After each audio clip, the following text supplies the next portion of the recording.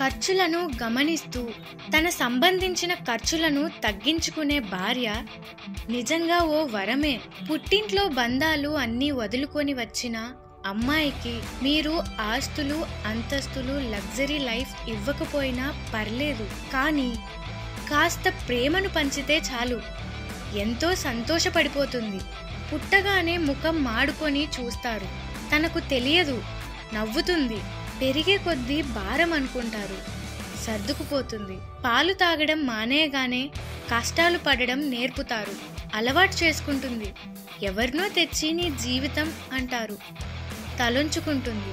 కష్టాలు పెట్టినా ఓర్చుకుంటుంది. ఎంతో నొప్పిని అనుభవించి ఒకరికి జన్మనిస్తుంది. ఇటు తల్లిగా అటు భార్యగా జీవితాన్ని ఇచ్చేస్తుంది. చాలా ఇళ్లలో ఆడపిల్లలు ఉండరు. ఎందుకో తెలుసా? ఆడపిల్లను కని పెంచి చదివించి పెద్ద చేసి పెళ్లి చేసే దమ్ము ధైర్యం ఉన్న మగాడికి మాత్రమే దేవుడు ఆడపిల్లలను వరంగా ఇస్తాడు. భర్త మనసు అర్థం చేసుకున్న భార్య తనకి దూరంగా ఉండడానికి ఇష్టపడదు. భార్య ప్రేమ అర్థమైన భర్త తనని విడిచి ఉండలేడు. ఏ బంధానికైనా ప్రేమ, నమ్మకం ఉంటే జీవితకాలం కలిసి ఉంటారు. తండ్రి మాట మీద గౌరవంతో 14 సంవత్సరాలు అరణ్యవాసానికి వెళ్ళిన రాముడు గొప్పవాడైతే, తల్లిదండ్రుల మాట విని పెళ్లి చేసుకొని అత్తారింటికి వెళ్ళే ప్రతి ఆడపిల్ల కూడా గొప్పదే.